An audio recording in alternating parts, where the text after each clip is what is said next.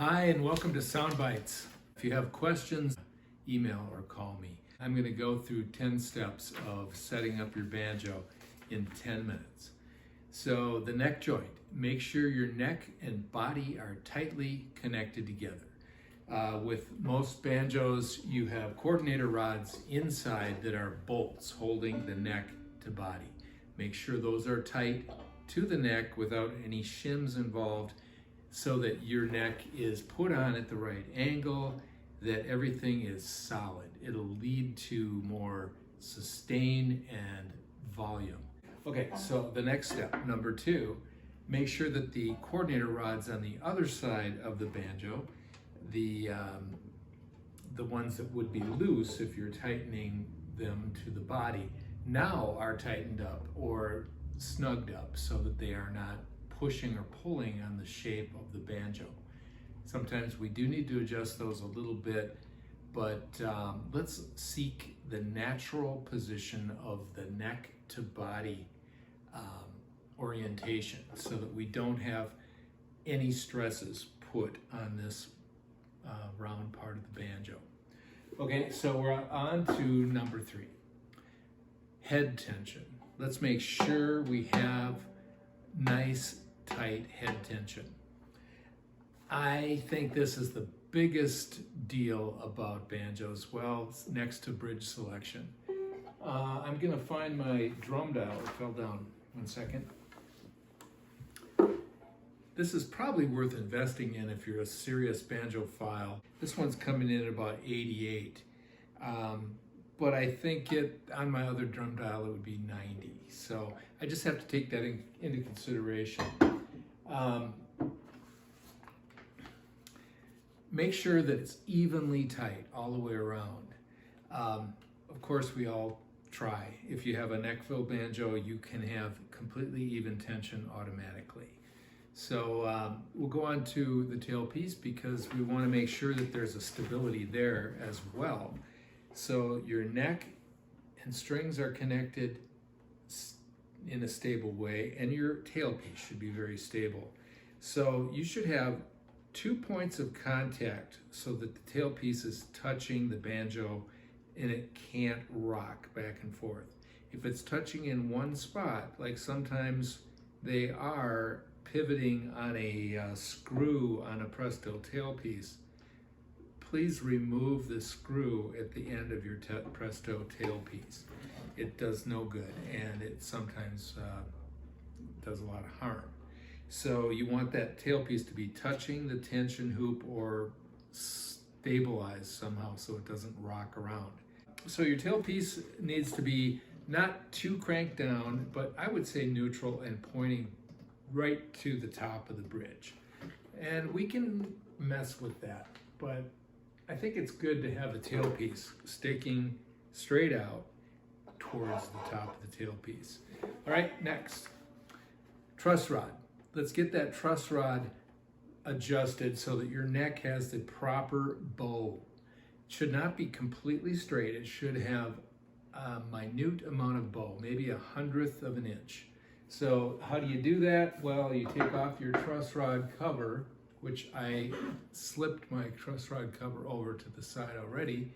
I can just stick my wrench in there, and clockwise twist would make my neck straighter, take out the bow. Counterclockwise twist would give me more bow. So how do I tell if it's right?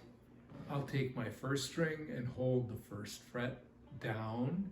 I'll hold the last fret down with my right hand pinky, and then I will reach my thumb into the middle of the neck, and then I can actually see the string moving a little bit because it's not touching in the middle. It's touching at each end, not in the middle, meaning my string is a straight line, but my neck is bowed a little bit. 1/100th of an inch is visible to the naked eye, so you can see when the string moves a little bit, you're good. But if it moves a 1/16th of an inch, well, that's way too much. So use your judgment there. Now, next, we're at the truss rod No, we did that. We're going to intonate the bridge. That means, where are we going to put the bridge? We're going to put the bridge back into our banjo because we had probably taken it out earlier. And we're going to slip the bridge in. And if you have a front and a back to your bridge, which you do on a neck fill bridge, they have a compensated middle so that cutout goes towards the tailpiece. And if you want to put a new bridge in, you lay it down on its face, on the front face, towards the neck, and then you stand it up so that you don't wear out the front edges of the nut slots. Stand it up and then slide it back into position. It's very easy. I can take this bridge out by tilting it forward. So, again, line up the fret slots, tilt it up, take out your old bridge, and slide it into position. Now, how do you know if it's in the right position?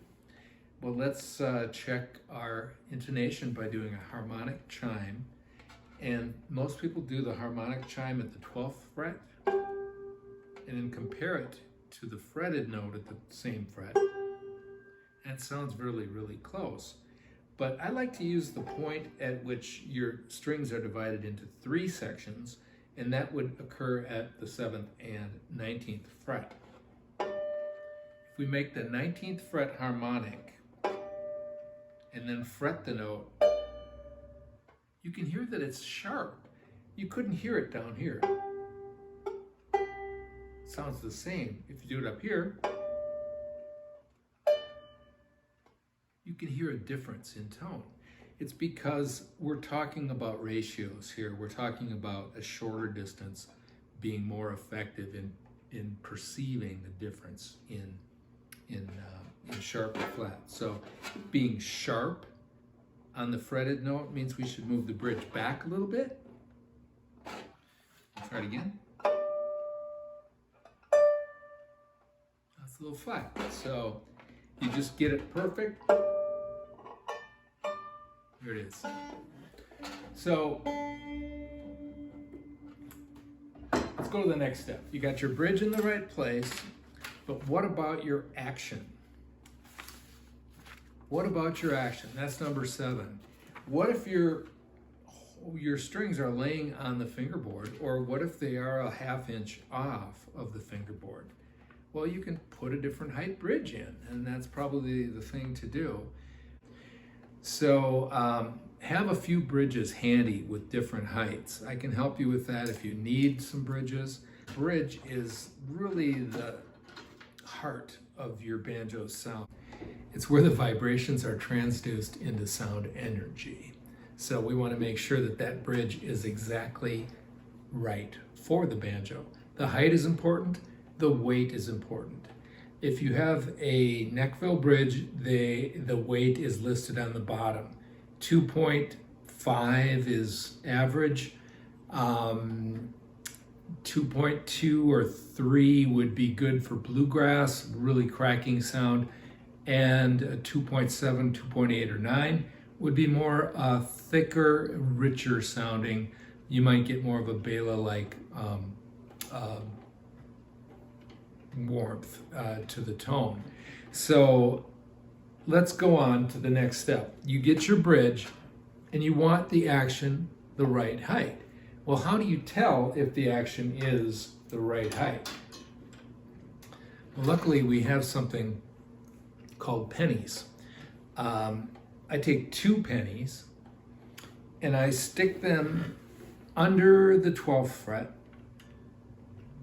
and they just fit under the string when my action is the way I like it. Now, some people would say that 2 penny thickness is a little too much. I think it's a good guideline, but if you go like almost 2 pennies, you're still okay. So you can tell, you slip it in at the 12th fret and it should slide right under the string without any trouble. Now if you can't do that when you play it hard, when you play it aggressively, it's going to break up. So you definitely need to have a little bit higher action, and you'll get better volume as well. So I think we're at the end of our sequence, and I want to thank you for this. Final adjustments, you will find that perhaps you've revealed other problems. If you've gotten the action down, for example, you may reveal high spots or low spots in your neck, requiring some fret leveling, which is another kettle of fish. But we can basically say that we're ready to go and do some serious jamming now. So save your questions, contact me, check out Neckville, and we will talk to you soon. Peace and love.